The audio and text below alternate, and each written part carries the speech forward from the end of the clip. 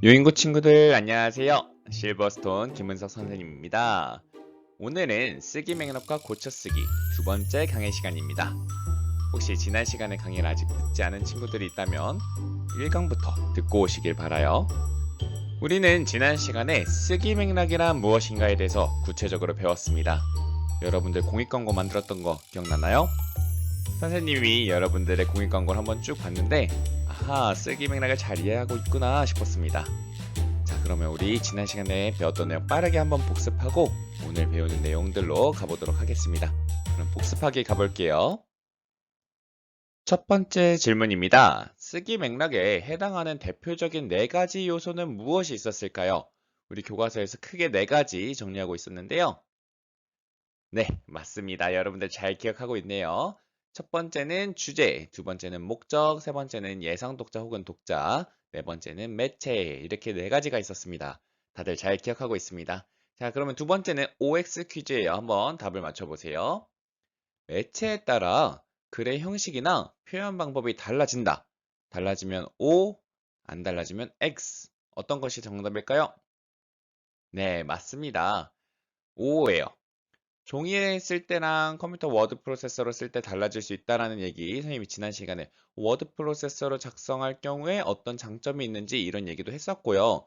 혹은 블로그에 올릴 때나 교지에 올릴 때 어떤 매체를 사용하냐에 따라서 형식이나 표현 방법이 달라질 수 있다. 이렇게 본문 내용도 있었습니다. 자, 그러면 마지막 세 번째도 OX 퀴즈 한번 정답 맞춰볼게요. 글을 쓰는 것은 혼자 하는 행위이다. 선생님이 지난 시간에 혹시 들려줬던 노래 기억나시는 친구들 있나요? 아주 짧은 소절이었는데 여러분들 기억나실 겁니다. 맞아요. 우리 혼자라고 생각하지 말기라고 했죠? 그렇다는 것은 정답은 X입니다. 글을 쓰는 것은 항상 다른 사람이 읽는 것, 즉, 독자가 있다는 것을 전제로 하고 있기 때문에요. 절대 혼자 하는 행위가 아니에요. 여러분들, 글쓰기라는 것은 항상 남들과 함께하는 행위라는 거 잘 기억해 하시고, 이제 우리 복습은 모두 마쳤으니까 오늘의 학습 목표 다시 한번 확인하고 오늘 수업 내용으로 가보도록 하겠습니다. 지난 시간과 똑같은 학습 목표이기 때문에 선생님이 빠르게 읽고 넘어가도록 할게요.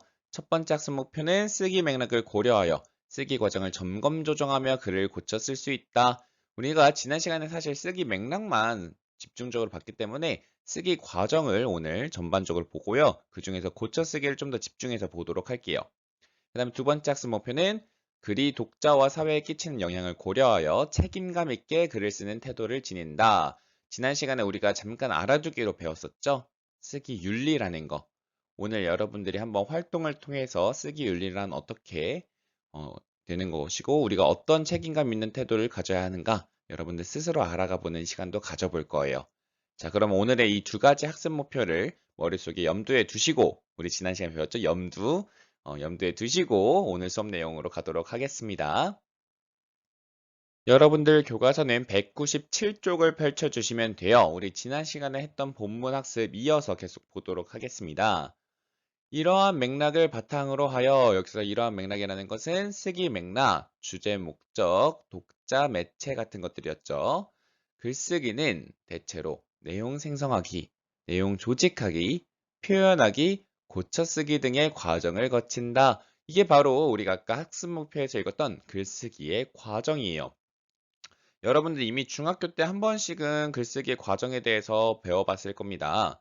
사실 생성하게, 조직하게, 표현하기, 고쳐쓰기 외에 하나 더 보통 추가해서 5단계로 보는데요. 그 첫 번째 단계로 계획하기를 두는 경우가 있습니다. 그래서 여러분들 계획, 생성, 조직, 표현, 고쳐쓰기 이렇게 기억하시면 더 좋을 것 같아요. 그런데 이 과정이 언제나 순차적으로 진행되는 것은 아니다라고 되어 있네요. 보니까 우리가 계획하기부터 고쳐쓰기까지 이 5단계로 나누기는 하는데 그것이 꼭 1번, 2번, 3번, 4번, 5번 순서대로 진행되는 것은 아니래요.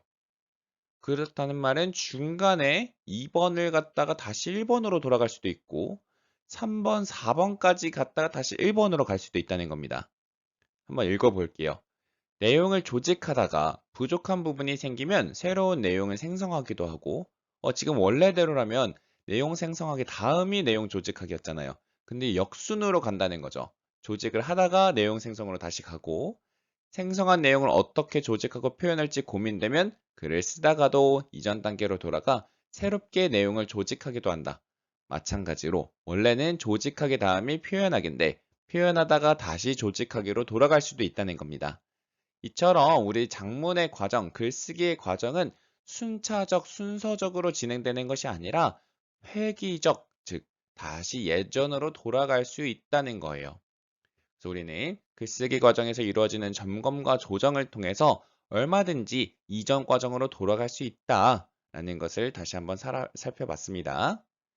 그래서 마지막에 다시 읽어보면 좋은 글을 쓰기 위해서는 글쓰기의 단계를 끊임없이 오가며 조정하고 수정하려는 노력이 필요하다. 아하, 이렇게 해서 다시 한번 시각적으로 정리해보면요. 생성하기부터 고쳐쓰기, 여기는 뭐 계획하기가 없으니까 선생님이 이 네 단계로만 표시하겠습니다.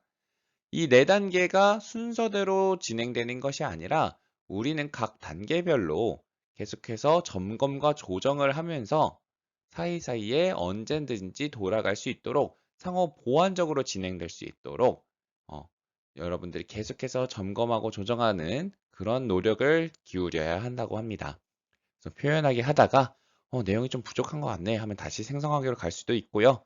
고쳐쓰기를 하는 과정에서 내가 개요를 다 반영하지 못했네. 개요부터 수정하자 하면서 내용을 조직하기로 돌아갈 수도 있다는 거 여러분들 잘 기억해 두시기 바랍니다.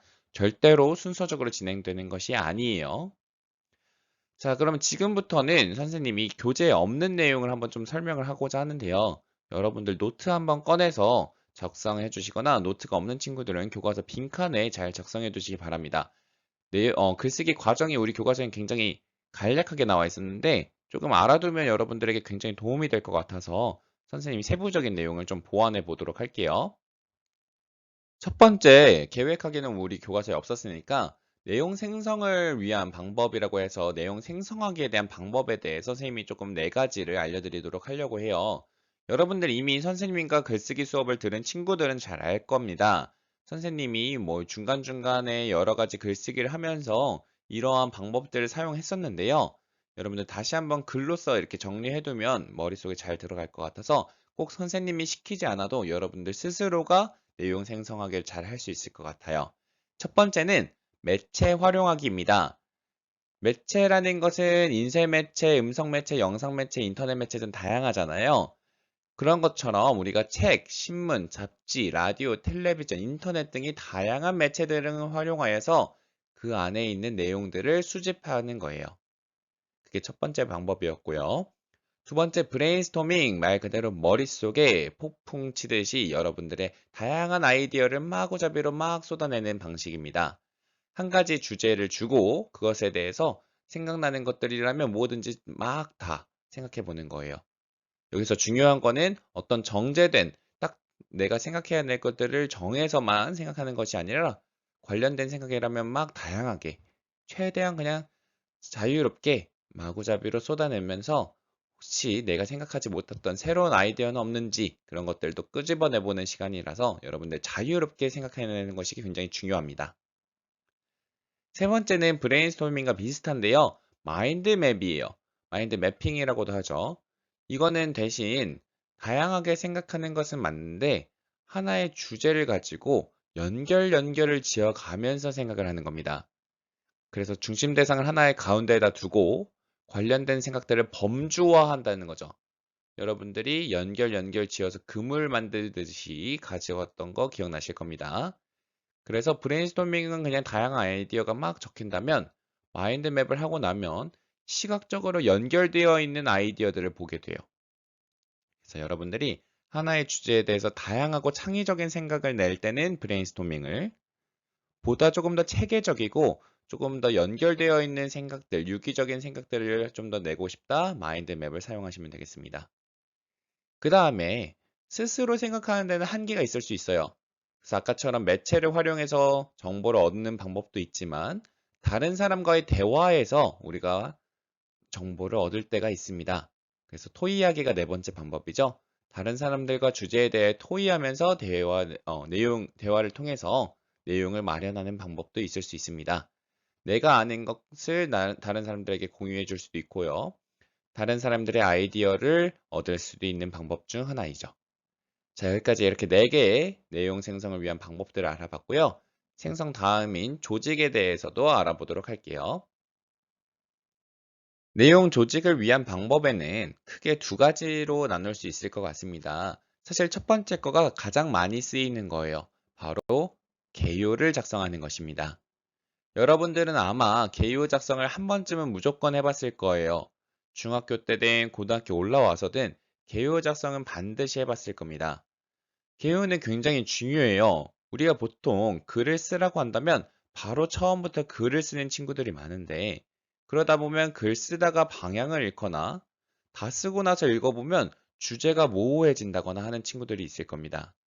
그래서 우리가 그런 것들을 보완하기 위해서는 반드시 개요를 작성해 보는 것이 필요해요.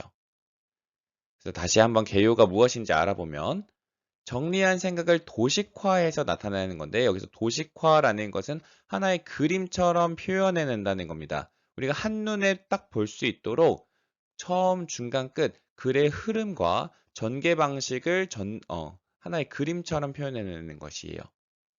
그래서 여러분들이 개요를 작성하면요, 처음 부분에 내가 무슨 내용을 넣어야 되지? 처음 부분에 어디까지 써야 되지? 그다음에 중간은 어떤 식으로 전개를 할 건가? 중간 1, 2, 3에는 어떠한 뭐 근거들을 넣어 놓을 것인가? 그다음에 끝에 가서는 어떻게 요약하지? 그리고 무엇을 마무리로 넣지? 어떻게 사람들에게 인상적인 문구를 남길까? 이런 것들을 미리 개요에다 작성함으로써 글의 전체적인 내용도 파악할 수 있고요. 글이 어떻게 흘러갈 것인지도 파악할 수 있는 가장 좋은 내용 조직의 방법이라고 할 수 있겠습니다. 가장 중요하면서도 가장 기초적이고요. 가장 효과적인 방법이니까요. 여러분들이 개요 작성이라는 것 꼭 알고 실제로 한번 해보시길 바랍니다. 그 다음에 내용 구조도 만들기라는 것도 있어요. 이건 사실 앞에서 우리가 내용 생성하기 위해서 했던 마인드맵과 사실 좀 매우 유사한데요. 생성한 내용들을 관련 있는 것끼리 묶어서 제시하는 겁니다.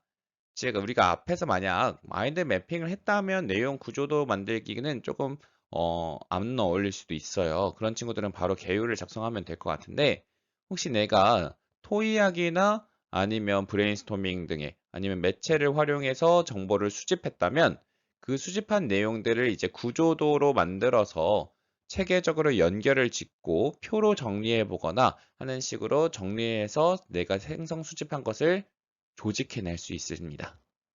그래서 이것도 마찬가지로 얼마나 내가 내용을 생성하고 수집했는지 알 수 있고요. 만약 여기서 내가 생성한 부분이 좀 부족하다. 구조를 짜봤더니 중간에 연결점이 좀 모호하다. 혹은 좀 여기가 미흡하다 싶으면 다시 돌아가서 내용 생성을 할 수 있겠죠. 그 다음에 내용 생성된 것들이 막 다양할 텐데 그것들을 묶다 보니까 기준을 나누다 보니까 그것들 사이에서의 관계를 체계적으로 살펴볼 수 있습니다. 아, 여기까지가 원인이고 그 다음부터 결과구나. 이런 것들을 알 수 있다는 거죠. 그래서 여러분들이 내용 조직이라는 것은 생성한 다양한 정보들을 체계화시켜서 머릿속에 한눈에 보이게 딱 하는 것이기 때문에 굉장히 중요해요. 조직이 얼마나 잘 됐냐에 따라서 표현하기 위해서 오히려 시간을 많이 줄일 수 있습니다. 그래서 여러분들 내용 조직하기 다시 한번 알아봤고요. 다음으로 표현하기 위해서 어떻게 하면 우리가 조금 더 효과적으로 표현할 수 있을까 알아보도록 할게요. 선생님이 글쓰기 과제를 주면 많은 학생들이 탄식을 합니다. 아, 선생님, 글쓰기 너무 싫어요. 선생님, 어떻게 해야 글을 잘 쓸지 모르겠어요. 글쓰기 너무 힘들어요. 이런 불평, 불만들이 정말 많이 나오는데요. 선생님도 많이 공감을 합니다. 여러분들 나이 때 선생님도 글쓰기 과제를 받으면 막막했어요. 아니, 도대체 어떻게 해야 글을 더 잘 쓸 수 있을까? 아니, 글쓰기 너무 어렵다. 이런 생각들이 정말 많이 들죠. 그래서 선생님이 지금 효과적인 표현하기의 방법, 효과적으로 글을 쓰는 방법에 대해서 얘기를 해줄 테니까 여러분들 한번 들어보세요. 첫 번째, 좋은 글이라는 건요, 독자들이 쉽게 이해할 수 있어야 됩니다. 글을 쓰는 필자는 당연히 자기가 쓰는 글이기 때문에 너무나도 자기 글이 잘 읽혀요. 자기 글이 너무나도 잘 이해가 됩니다. 왜냐하면 자기가 아는 정보를 가지고 자기만의 언어로 글을 쓰기 때문이에요. 그러나 독자가 아닌 필자 스스로만 잘 이해되는 글은 결코 좋은 글은 아닙니다. 결국엔 중요한 거는 글 읽는 사람이잖아요. 독자가 얼마나 잘 이해할 수 있냐, 얼마나 쉽게 이해할 수 있느냐가 좋은 글이냐 아니냐를 판단하는 기준이 되어야 합니다. 그럼 독자가 쉽게 이해할 수 있게 위해서는 어떻게 해야 되는가? 정확한 표현을 사용해야 되고요. 어법에 맞게. 어법이라는 거는 우리가 사회 안에서 정해놓은 규칙이잖아요. 예를 들어 뭐 높임 표현이라든지 시제 표현이라든지 능동 피동 표현이라든지 이런 다양한 문법적인 표현들을 여러분들이 잘 맞춰서 써줘야지 오해가 생기지 않을 수 있습니다. 예를 들어서 뭐 시제 표현을 달리한다면 굉장히 크게 내용이 바뀔 수 있겠죠. 나는 어제 친구와 싸웠습니다랑 나는 친구와 싸울 것입니다. 전혀 다른 의미가 되잖아요. 그래서 여러분들 독자가 이해하기 쉽게 하기 위해서는 정확하고 어법에 맞게 표현해라. 이게 첫 번째였고요. 두 번째, 이게 진짜 중요합니다.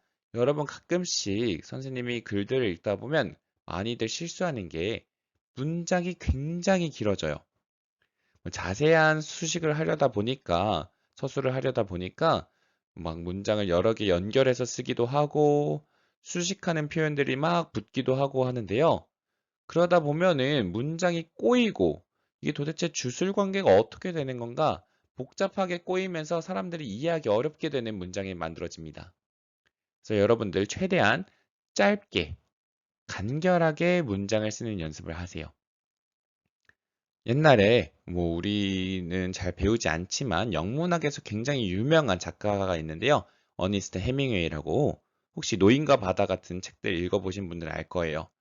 그분은요, 기자 출신이었어요. 그러다 보니까 기사는 특히나 간결하고 군더더기 없는 문장을 써야 되거든요.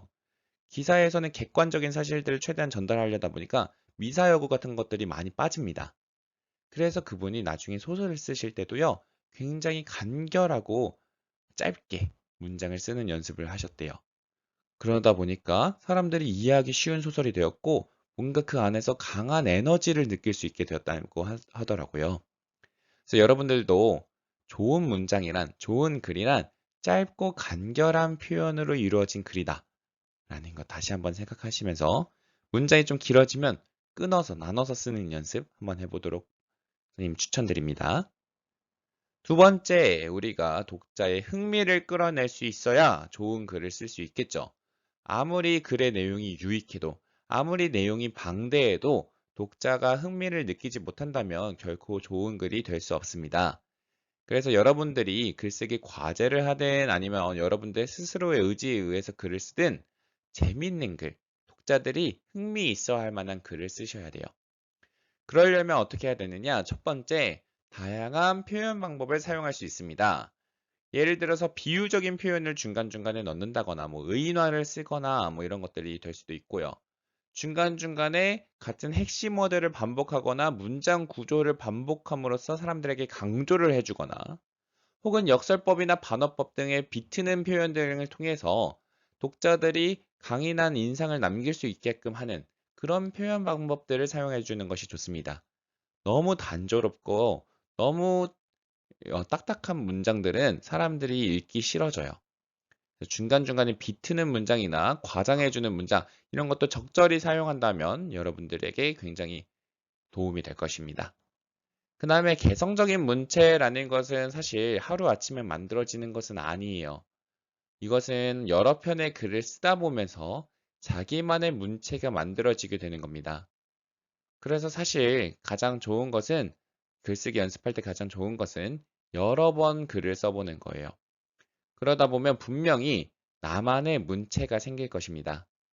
그래서 다른 작가들의 문장들을 많이 읽어보는 것도 도움이 되지만 쓰다 보면서 여러분만의 문체를 찾아가시는 것이 굉장히 좋을 것 같아요. 그러려면 일기를 매일 써보는 것도 좋겠죠? 왜냐면 우리가 개성적인 문체가 가장 잘 드러나는 갈래는 교술 갈래잖아요. 여러분들이 교술 갈래로 뭐 수필을 써보는 것은 부담이 될 수 있으니까 거창하게 수필이라고 하지 말고 매일매일 일기를 쓰다 보면 분명 여러분들만의 아주 독창적이고 개성적인 문체가 만들어질 것입니다. 그다음에 세 번째, 글의 내용을 효과적으로 전달해야 한다. 우리가 뭐 일기를 쓰거나 편지를 쓰거나 하면은 좀 덜 중요할 수도 있겠지만 정보를 전달하는 글을 쓴다거나 설득하는 글을 쓴다면 이 부분이 굉장히 중요하죠. 글의 내용을 효과적으로 잘 전달할 수 있어야 글의 목적을 달성할 수 있으니까요. 그래서 여러분들이 글의 목적을 달성하기 위해서는 도표나 사진 등의 적절한 시각 자료를 적극적으로 활용하는 것도 좋습니다. 뭐 보고서를 쓴다거나 건의문을 쓸 때 그와 관련된 도표, 사진 같은 것들을 여러분들 적극적으로 활용해 보세요. 그렇다면 독자들이 위에서 있었죠. 쉽게 이해할 수도 있고 흥미를 끌 수도 있습니다. 여러분들의 내용이 잘 전달될 수 있도록 이러한 방법들을 사용해 보시길 바라요. 자, 그러면 이제 우리가 생성하기, 조직하기, 표현하기의 방법에 대해서 알아봤는데요. 마지막 고쳐쓰기는 본문을 통해서 다시 한번 확인해 보도록 하겠습니다. 본문 이어서 보도록 할게요. 한편 글을 쓰고 있을 때에는 주제에서 벗어난 내용이나 적절하지 않은 표현을 인식하지 못할 수도 있다. 우리가 글을 쓸 때는요, 너무 몰입하다 보니까 자기가 잘 쓰고 있는지 못 쓰고 있는지 잘 모를 때가 많아요. 글을 쓰고 있는 순간만큼은 모든 문장들이 다 이해가 되고 앞뒤 연결이 잘 되고 있는 것 같거든요. 그렇기 때문에 우리가 글을 쓰면서 수정도 하지만 가끔씩은 글을 쓰고 난 뒤에 수정을 해야 될 수도 있습니다. 그러므로 글을 쓰고 난 뒤에는 반드시 다시 읽어보고 적절하게 고쳐서 보다 짜임새 있고 정돈된 글을 완성할 수 있도록 해야 한다. 라면서 다시 읽어보는 것의 중요성에 대해서 얘기하고 있습니다. 선생님이 아는 한 작가분은요, 글을 다 쓴 다음에 소리 내서 직접 읽어보신대요. 이게 눈으로만 봐도 잘 안 보이는 게 소리로 듣다 보면 알게 되는 부분들이 있어서 소리로 다 읽어보면서 소리 내서 읽어보면서 틀린 부분이 없나 조금 더 자연스럽게 고칠 수 있는 부분은 없나 이런 것들을 확인해 본다고 하십니다. 그래서 여러분들도 한번 고쳐쓰기를 할 때는 중간중간에 좀 다른 어, 글자 틀린 것들을 고치거나 다른 식으로 단어를 바꿔보거나 하는 것도 좋지만 글을 다 쓰고 난 후에 직접 읽어보면서 전체적으로 한번 흐름을 수정해 보는 것도 좋을 것 같아요. 자, 그래서 선생님이 또 추가적으로 고쳐쓰기를 위한 방법들에 대해서 한번 조사를 해봤는데요. 첫 번째 그 고쳐쓰기 방법은 훑어 읽기라는 것입니다. 여러분들이 초고, 즉 첫 번째로 글을 다 쓴 후에 표현하기를 다 한 후에 글을 전체적으로 한번 훑어 읽어보는 거예요. 그러면서 수정할 부분이 있으면 간단하게 메모로 표시해 두면 되겠죠. 아, 이 부분은 조금 더 추가하면 좋겠다. 이 부분은 삭제하면 좋겠다. 이 부분은 순서를 바꿔야지 이 단어는 더 상위의 단어로 바꿀 수 있겠구나. 이런 것들을 여러분들이 간단하게 훑어보면서 표시하는 겁니다. 그러다 보면요. 훑어읽기를 하라는 이유는 하나하나 상세하게 읽는 거 말고 전체적으로 쭉 보라는 거잖아요. 그렇게 할 경우에는 지엽적인 부분에 대한 집착을 벗어날 수 있어요. 우리가 가끔씩 글을 수정하라고 한다면, 글을 써보라고 한다면 작은 단어 하나 선택해서 몇 분씩, 몇 시간씩 고민하는 친구들도 많습니다. 그렇게 쓰다 보면 글 전체적인 흐름을 놓칠 때가 많거든요.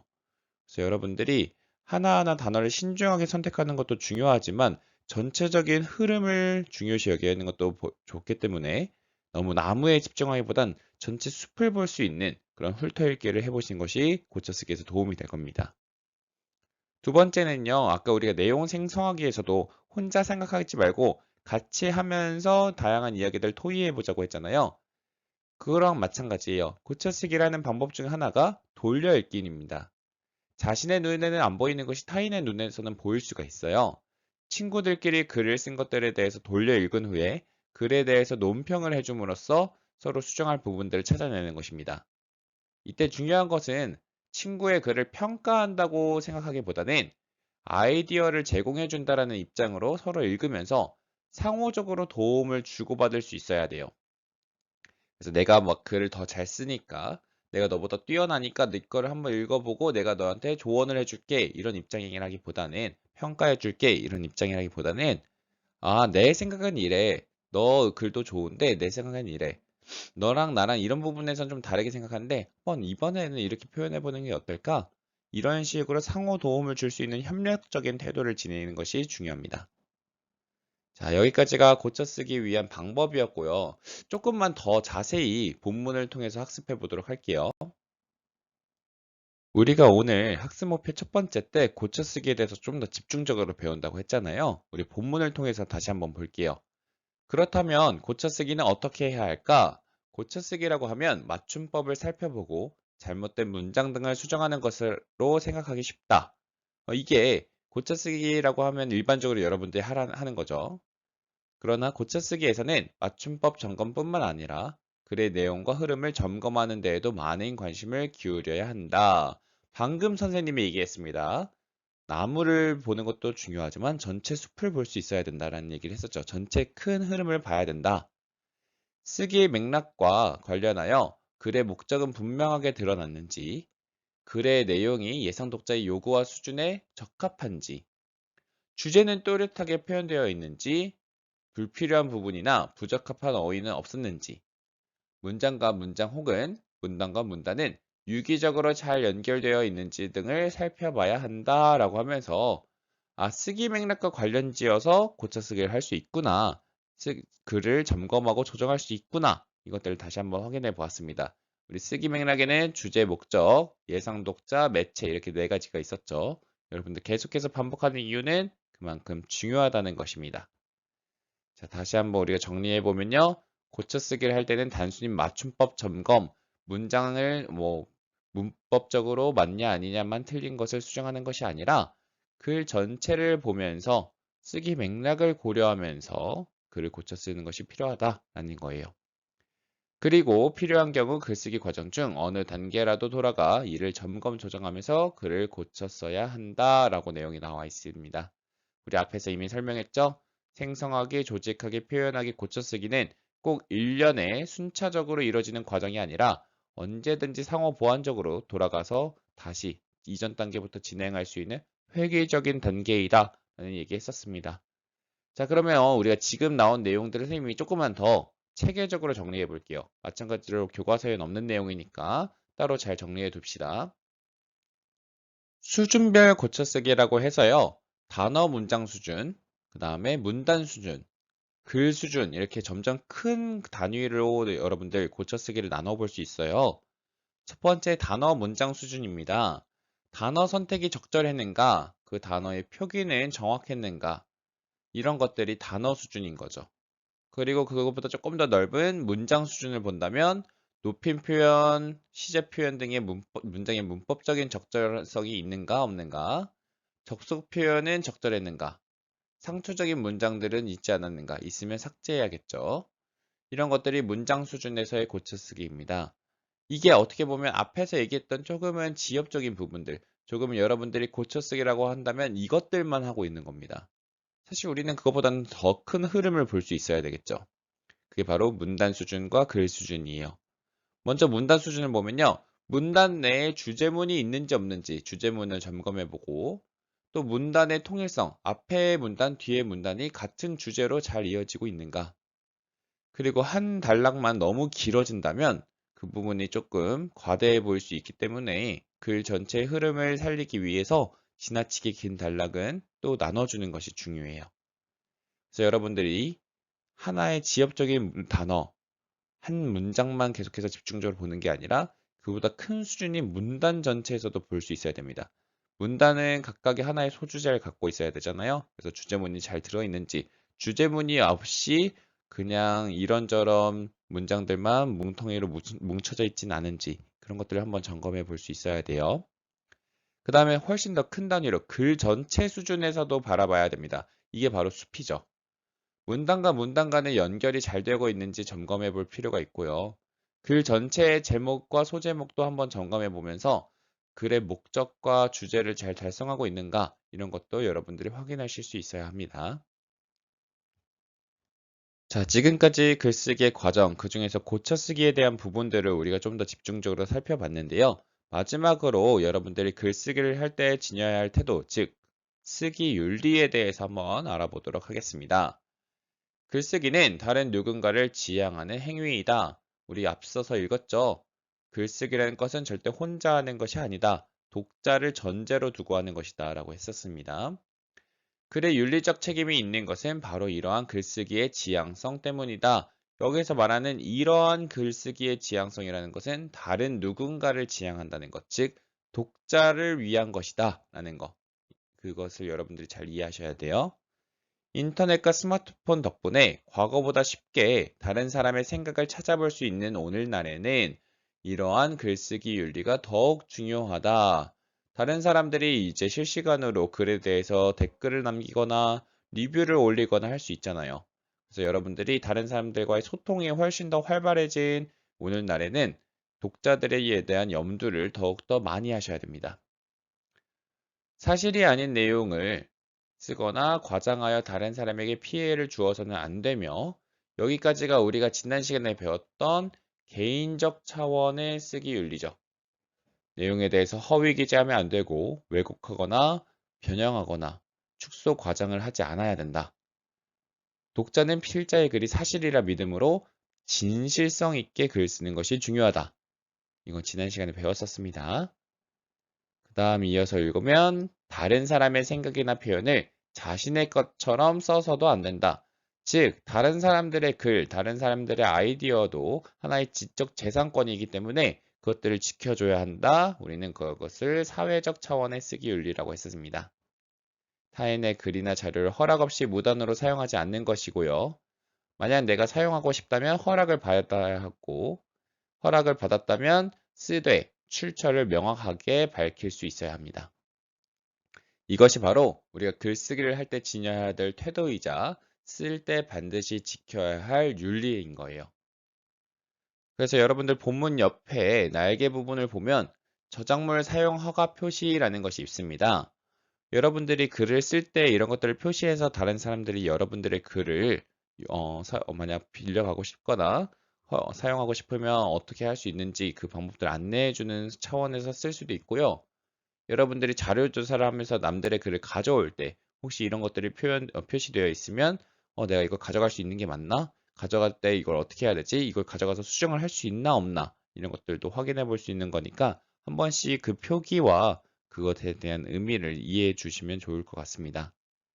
자, 이렇게 해서 우리가 본문에 대한 내용 학습을 모두 마쳤어요.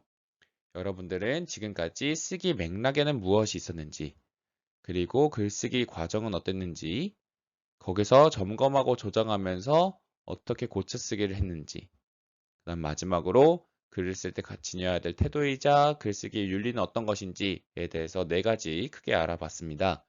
그것들을 한번 여러분들 정리해보는 시간으로 이해학습을 한번 해보도록 할게요. 한쪽 넘겨서 여러분 교과서 페이지 198쪽으로 갑시다. 페이지 198쪽에 이해학습 1번입니다. 여러분들 글쓰기 맥락과 관련하여 글을 쓰기 전에 고려해야 할 점에 대해서 정리해보자 라고 하면서 쓰기 맥락 4가지가 정리되어 있었습니다. 순서는 매번 달라질 수 있는 거니까 여러분들 너무 순서에 집착하지 마시고요. 예상 독자, 주제, 목적, 매체 이렇게 크게 대표적인 4가지 맥락이 있는데 여러분들이 이 4가지를 어떻게 글을 쓸 때 고려해야 하는가, 즉 글을 쓰기 전에 계획할 때 이런 것들을 어떻게 고려해야 되는가 여러분들 앞에 내용 보시면서 쓰셔도 되고요. 기억나는 친구들은 여러분들의 생각을 적어보는 시간, 선생님이 한 3분 정도 시간을 드리도록 하겠습니다.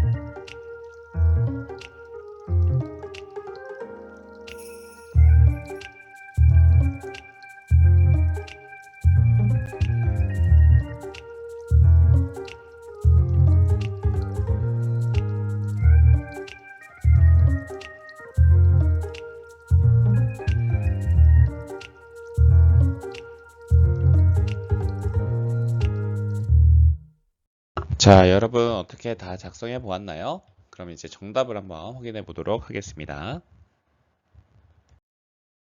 자, 첫 번째 예상 독자에서 우리 하나는 나와 있었죠. 예상 독자가 지닌 배경 지식이라고. 그 외에 또 우리가 추가해 볼 수 있는 사항으로는요. 예상 독자가 주제에 어떤 태도나 관점을 보일 것인가.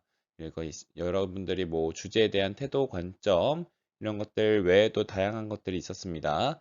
필자에 대한 입장, 태도 이런 것은 어떤가. 여러분들 기억나시는 거 쓰셨으면 다 맞다고 볼 수 있겠네요. 두 번째 주제는요, 상황에 적합한 주제인가, 주제를 바라보는 자신의 입장은 어떠한가, 필자가 주제에 대해서 가지고 있는 입장도 굉장히 중요합니다. 세 번째 목적, 글을 쓰는 목적은 무엇인가, 정보 전달인가, 설득인가, 그 외에도 뭐 예를 들어서 자신의 정서를 표현하는 글 이런 것도 있습니다. 그다음 마지막 매체, 어떤 매체를 통해 전달하려고 하는가, 매체가 달라짐에 따라서 글의 표현 방식이나 형식이 달라질 수 있기 때문에 매체도 우리가 반드시 고려해야 한다라는 내용들을 지난 시간에 얘기했습니다. 여러분들 아마 앞에 나와 있는 내용들이기 때문에 잘 썼을 거라고 생각하고요. 바로 두 번째 이해학습으로 넘어가 보도록 할게요. 자, 오늘의 마지막 활동입니다. 글을 쓸 때 지켜야 할 윤리를 파악해 보자 라고 되어 있는데 사실 이 내용도 앞에 마지막 문단에 다 있고요. 우리 알아두기에서도 이미 잘 정리해 놨습니다. 그렇기 때문에 여러분들이 그걸 그대로 쓰는 것은 사실 큰 의미가 없다라고 생각해요. 그래서 선생님은 조금 활동을 변화시키겠습니다. 여러분들이 직접 윤리를 어긴 사례를 한번 조사해 보는 거예요. 최근에 이제 가요 쪽에서 좀 표절 때문에 문제가 됐었던 일이 많았습니다. 뉴스도 굉장히 많이 나왔고요. 기사문도 많이 나왔어요. 여러분들도 이미 익히 잘 알고 계실 거라고 생각합니다. 그런 것처럼 노래뿐만 아니라 사실 글을 쓸 때도 이렇게 문제가 되는 사례가 굉장히 많았어요. 자, 여러분들 먼저 개인적 차원의 쓰기 윤리에서 잘못된 사례가 없는가? 사실이 아닌 내용을 써서 문제가 된 경우, 과장, 왜곡, 축소해서 표현해서 문제가 된 경우, 그래서 다른 사람들에게 진실한 건 줄 알고 피해를 준 사례를 한번 조사해 보시고요. 두 번째로는 사회적 차원입니다. 저작권을 침해해서, 선생님 여기 오타가 났네요. 침해하여가 아니라 침해하여 발생한 문제 사례들을 여러분들이 조사해 보시면 좋을 것 같아요. 남들의 지적 재산권을 함부로 사용해서 문제가 된 경우 출처를 밝히지 않았다거나 허락을 받지 않았다거나 그런 문제 사례가 있다면 여러분들 조사해 보시기 바랍니다. 그래서 여러분들이 조사한 내용을 교과서에 작성해 보시고요. 그래서 나는 결국 어떤 태도를 지녀야겠구나. 그래서 결국 나는 이러한 쓰기 윤리를 한번 지켜봐야겠다. 라고 여러분들 결론적으로 마지막 한 문장까지 적어 보시면 되겠습니다. 다시 한번 정리하면 개인적 차원의 쓰기윤리 위반 사례, 두 번째 사회적 차원의 쓰기윤리 위반 사례 조사하시고요. 마지막으로 세 번째로 그래서 나는 어떠한 글쓰기 태도를 가지겠다. 나는 그래서 이런 쓰기윤리를 책임감 있게 지키겠다. 이런 것들을 여러분들 마지막에 써놓으시면 좋을 것 같습니다. 이거는 뭐 어떤 딱히 답이 있는 건 아니어서요. 여러분들 스스로 한번 정리해보고 남은 시간 마무리하시면 되겠습니다. 자, 오늘도 여러분 선생님과 함께 수업을 들어주시느라 정말 수고가 많았습니다. 우리는 이제 다음 시간에 여러분들이 오늘 배웠던 글쓰기 과정에 따라 한 편의 글을 한번 작성해보는 시간을 가져볼 거고요. 다음 시간에 선생님이 자세히 설명할 테니까 그때까지 여러분들 오늘 활동 마무리해 주시고 푹 쉬시기 바랍니다. 오늘도 수고 많았습니다. 안녕.